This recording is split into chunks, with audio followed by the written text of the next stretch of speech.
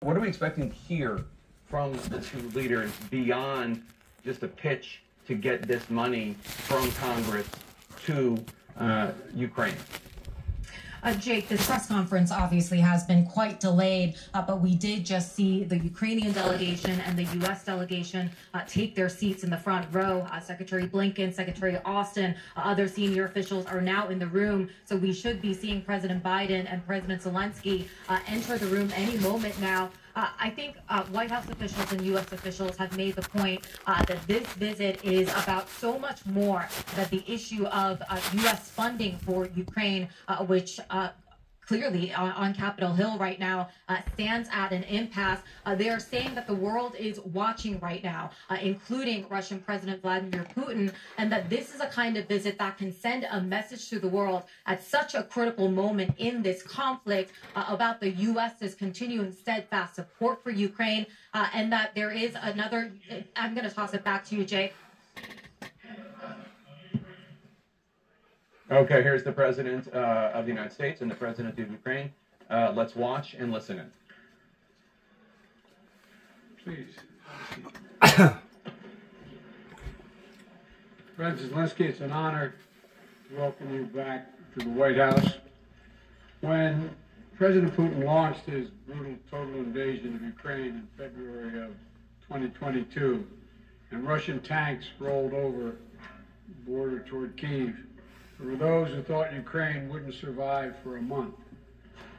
So no one should forget that for you to be here today, again today, nearly 2 years later, and for Ukraine to stand strong and free is an enormous victory already. Putin has failed in his effort to subjugate Ukraine. The brave people of Ukraine have defied Putin's will at every turn.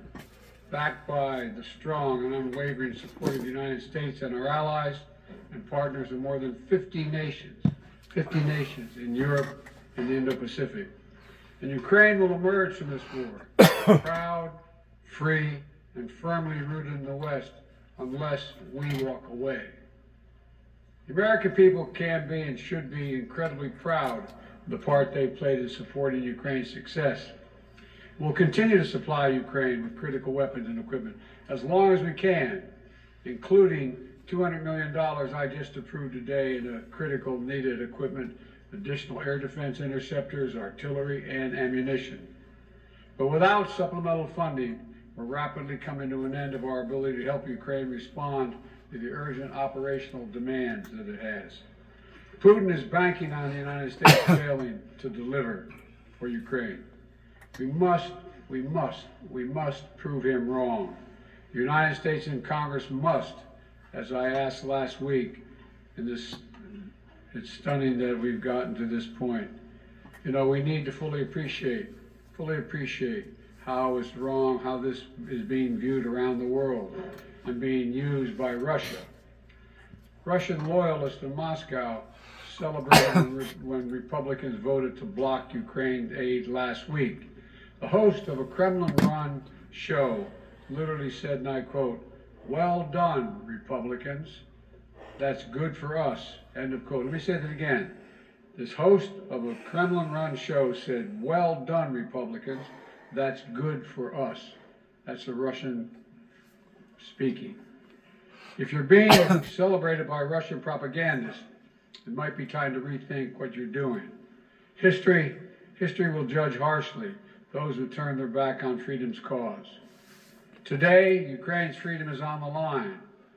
And that's exactly what it is. It's freedom's cause. I just sent out some material a while ago in regards towards our democracy being a free will democracy, that we can express ourselves either through play, work. We can express ourselves with music, through music. We can express ourselves with art, through art. We can express ourselves in multiple ways over here that other people don't have that right to do without having to worry about somebody arresting them or possibly not just throwing them in a dungeon, but possibly even killing them because of them speaking their minds. that was the part that Ronald Reagan had made a clear determination towards in 1988, that Gorbachev tear down that wall, that it was an evil empire. And regardless whether you got a physical wall, a psychological wall, regardless whether you got a spiritual wall or a metaphor wall, it's still a wall, and you're shortchanging and disrupting the will of the free will society. And these oligarchs know that. They're ruling their people just like we would rule a bunch of cattle, or we would herd a bunch of pigs off into the slaughtering yard. They're basically ruling them that same way. And it's not just Russia. It's not just China. It's multitude of countries out there that are doing the same. You keep in mind, it was the Africans that betrayed their own people by selling them out as slaves and bringing them to various places of the world, not just America, but selling them to various places of the world, selling them as slaves. And to this day, we still have slave trade, but it's in a different form that's usually under the pretense of drugs and beautiful women, or even beautiful boys now, pertaining to sex trade. These things still go on. And it's the very things that God spoke to Moses about to tell the Pharaohs, these things are wrong, to let my people go. And it only becomes of those people back then of going through 10 major calamities, 10 curses that had been falling up into their lives, before finally, at the death of his own child, he finally surrendered and said, okay, you're right. Your God is greater than my God, Moses. Take your people and move on. But even then, it wasn't good enough, because he later retaliated toward trying to kill Moses and the children of Israel, the chosen people that was promised into the promised land. And even then, they come after him again, and God had to kill their army. But he left Pharaoh alive. And he left him alive for a reason. That way he would have to waller in his own self-pity. That way he would have to waller in his own disparities, in his own inadequacies, in his own failures. Which in actuality, to a great deal of extent, was actually worse than death. I've always wondered what society would have been like if we would have had the glorious moment of capturing Adolf Hitler before he put a gun to his wife's head and then stuck a gun to his own and pulled the trigger. I've always wondered what would have the courts been like, what would had that whole proceedings been like, that ultimately would have been the same results towards executing a person that had executed over 6 million Jews. Of course, I'm sure that Adolf Hitler was smart enough to know that he would have been better off dead at that particular moment in time than to be alive, because he had a pretty good idea of what the combating people was going to do to him and his forces. What the Ukrainians are going through right now isn't any different than any other group of people that wants to stand in the freedom of democracy, a republic, regardless whether it's American republic, a Ukrainian republic, or whatever republic, to be able to have the free will of being able to speak and vote their politicians in and out of office. That was the whole concept of the reason why that our people, our original people that stood up against slavery and basically fought and went to war over, that made a final resting decision through Abraham Lincoln that not only slavery was wrong, but it was wrong in not giving the black man or woman the same rights as the European white man had.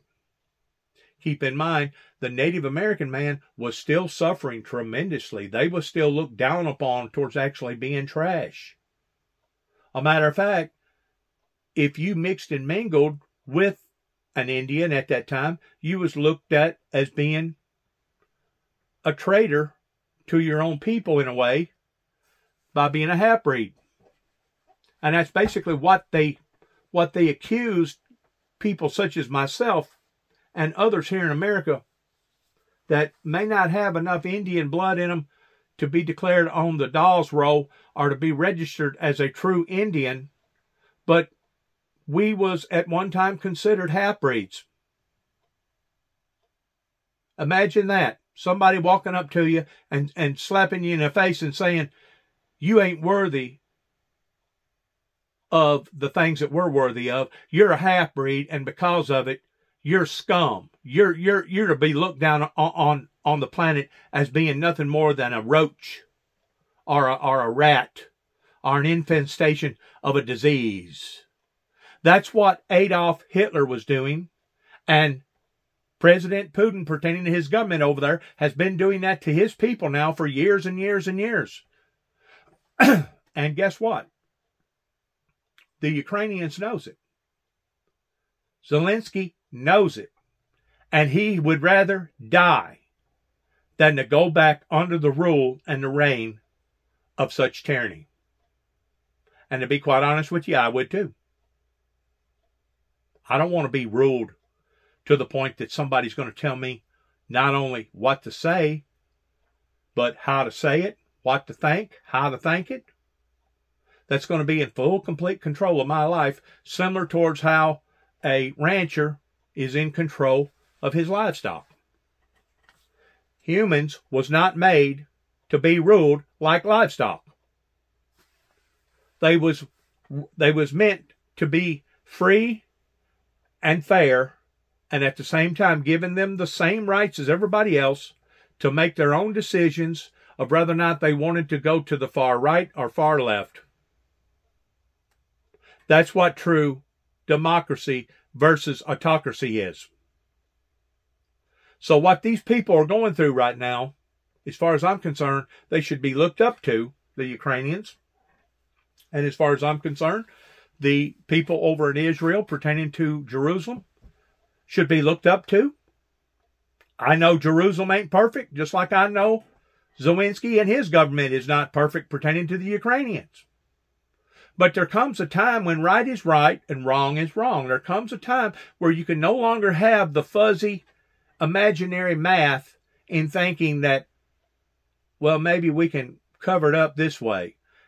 Maybe we can sweep it under the carpet, or maybe we can do this or do that. No, right is right and wrong is wrong.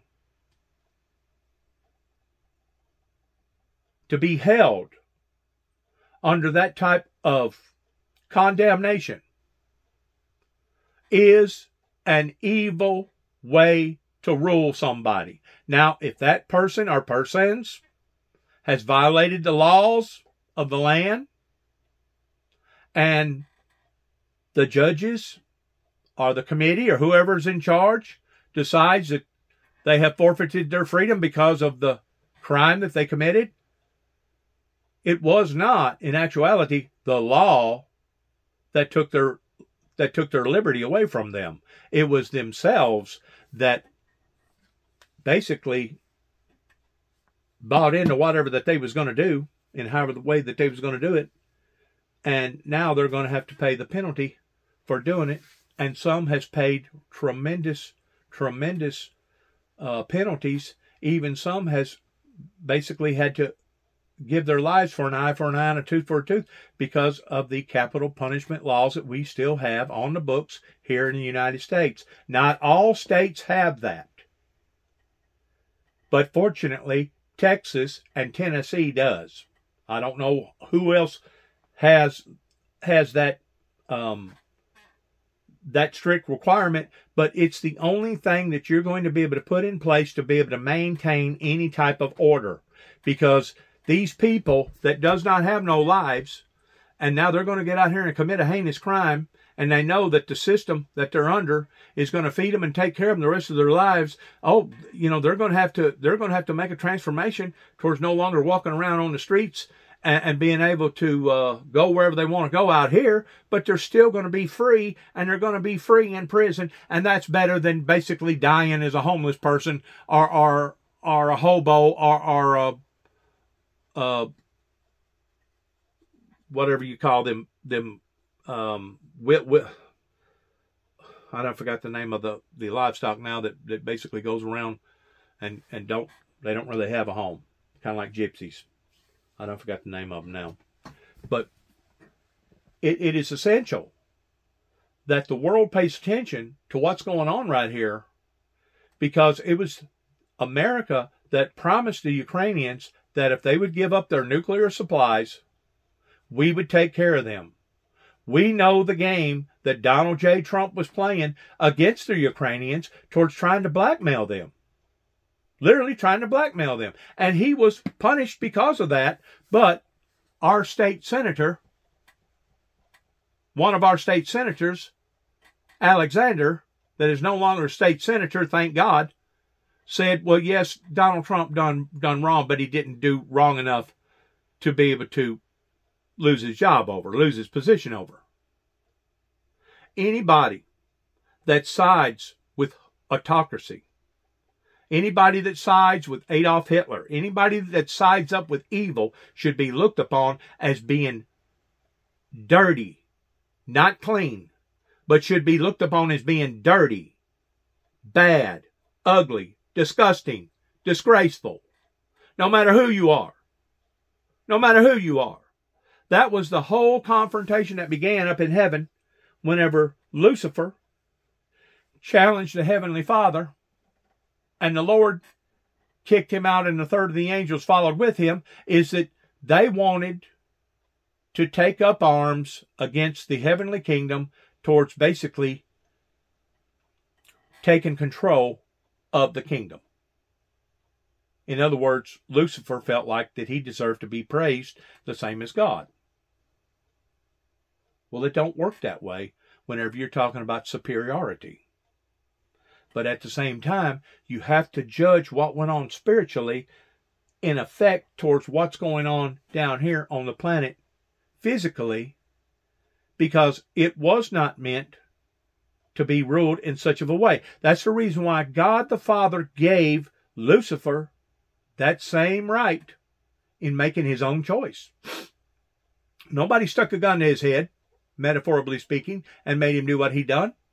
Nobody stuck a gun to all them other angels that was in heaven and made them follow after Lucifer. They done that on their own will. On their own will. And not only have they paid severely for it since then, but they're still paying for it, and they will continue to pay for it because they know better. They challenge the Almighty. And if the Almighty don't come down pertaining to punishing those that have done that, then the Almighty no longer has order. Now, our order down here is different than the order from up there. But still, the sense that an oligarch, a tyrant, can basically blackmail or frighten or manipulate his way towards ruling either an individual or a whole group of people is the very thing that the Heavenly Father was against, pertaining to the Egyptians and the Pharaohs. But if we don't stop Putin, we'll endanger the freedom of everyone, almost everywhere. Putin will keep going, and would-be aggressors everywhere will be emboldened to try to take what they can by force. Mr. President, I'll not walk away from Ukraine, and neither will the American people. So now they fit under the category at that point in time of going beyond just being vigilantes, but now they're actually categorized as being terrorists. Because now they're forcing their way upon the others, even at the expense of bringing suffering and even death to individuals that does not deserve that. That does not deserve that. You have to look at things in a practical way. The people over in Israel did not deserve to be attacked by that evil force that massacred and tortured, I think it was about 1,500 people, if I'm not mistaken. Now, why they did not respond in an adequate time within a 6, 7, 8 hour period, I don't know. I can't answer that. Nobody else can. But I guarantee you somebody one day will get to the bottom of it, of why there was not a sharp, quick response in what Hamas had done to the Jewish people.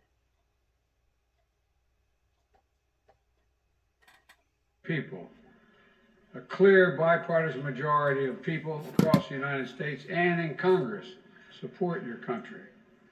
They understand, as I do, that Ukraine's success and its ability to deter aggression in the future are vital to security for the world at large. And I have repeatedly made clear from our first day in office, we also need Ukraine to make changes to fix the broken immigration system here. We also need Congress to make the changes to fix the broken immigration system here at home.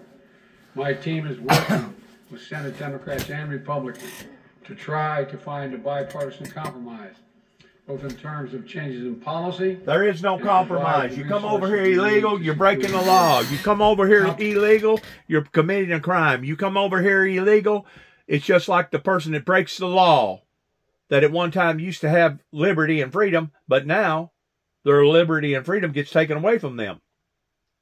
You're wanting to give, or somebody is wanting to give a group of people that, as far as I'm concerned, is nothing more than a bunch of hoodlums.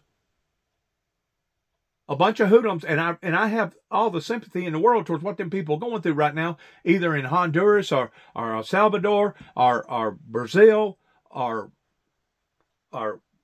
Cuba or wherever, Mexico. I have all the empathy and sympathy towards them people in the world towards what they're going through, which once more the fault falls upon the feet of their leadership that has allowed for this to get in the shape that it's in, pertaining to all the drug lords over there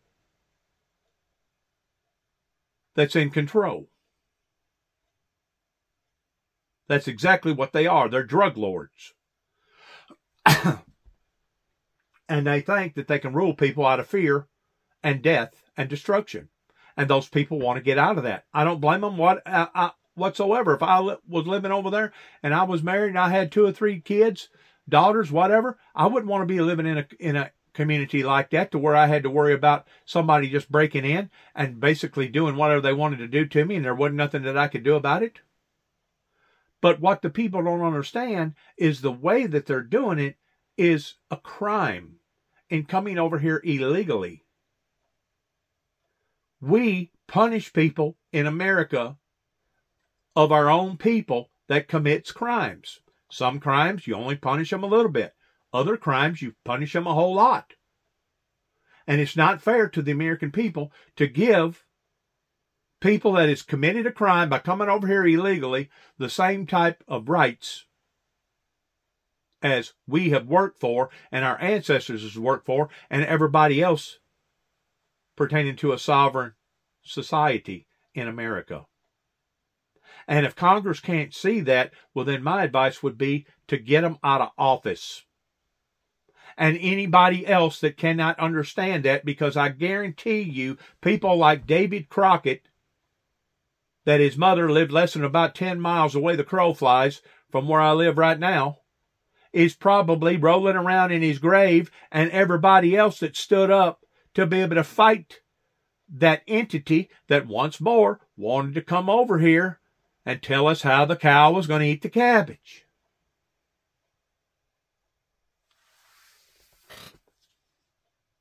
How democracy works, and I'm ready and offered compromise already.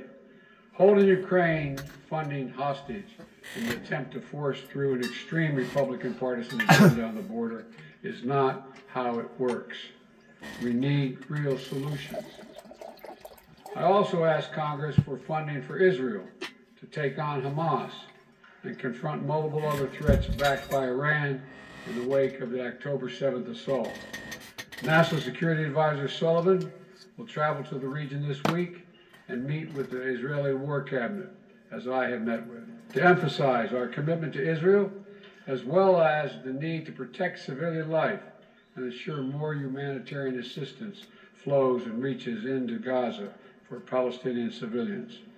Secretary Austin will also travel to the region this week to step up the international efforts to protect the free flow of commerce through the Red Sea. The entire world is watching what we do. So let's show them who we are. America stands for freedom, today, tomorrow, and always. America stands against tyranny and against oppression. America stands with the people of Ukraine. Thank you again for being here today, Mr. President, and thank you for everything Ukraine is doing to hold the line of liberty in the world. The floor is yours, Mr. President. Thank you very much, Mr. President, dear journalists. I'm glad to be here and personally thank you and tell you how...